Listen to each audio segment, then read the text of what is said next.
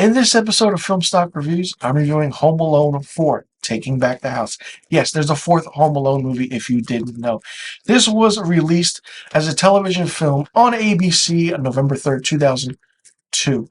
And this is interesting because it goes back to the original character of Kevin McAllister, played by a different actor this time, played by Mike Weinberg.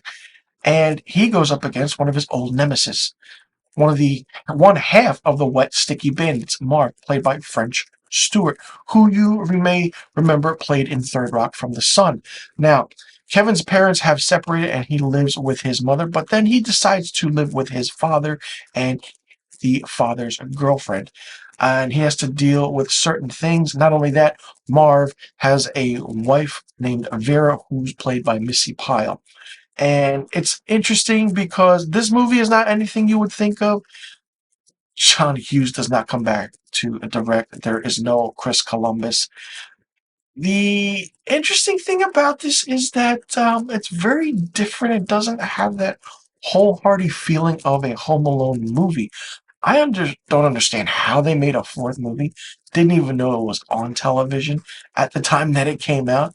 Probably a little bit, but you just put Home Alone 4. People will watch it just to see you put Kevin McAllister in it. It's interesting.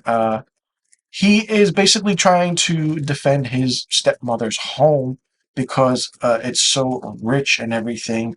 And it was interesting because the booby traps in this aren't as simple or as more exciting as they are in the original films.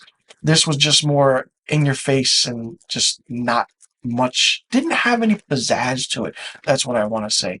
And it didn't have that aspect of, what was the interesting thing about it.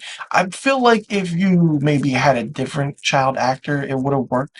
He just wasn't believable as Kevin because we all are so much like into that Macaulay Culkin as Kevin McAllister that this didn't work at all. And despite his name, the character's physical appearance and attire is definitely different than what Kevin we usually see Kevin as, and even goes for Marv as well and his wife Vera.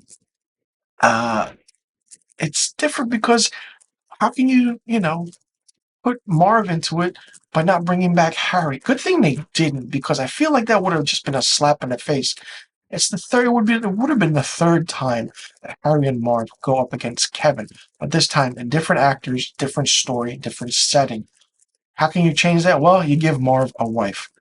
It wasn't funny. It wasn't comical at all, and it's a made-for-television Christmas movie by ABC. So somehow ABC has the rights to these movies, but it's going to be interesting to see like how much of a good recognition this film gets. The movie's really, really short. It's only 89 minutes, and with commercials, it's much longer. Without commercials, it's a quick watch. There are some laugh out loud moments, not a lot, but just a few, but it doesn't fit the mold of what a Home Alone movie is or should be. For me, Home Alone 4 Taking Back the House gets 0 out of 5 stars. Let me know in the comment section below what you thought about Home Alone 4 Taking Back the House. Did you like it? Did you not like it? What did you think of it? Did you actually see this movie? Did you know this movie existed? And if you did you like how it was the same characters but different actors playing it? Who was your favorite and who was your least favorite character? And what didn't you like about this movie? Let me know in the comment section below about all the questions I just asked, and also let me know what rating you would give Home Alone 4 Taking Back the House. And I'll see you all in the next review video, and thank you for tuning in.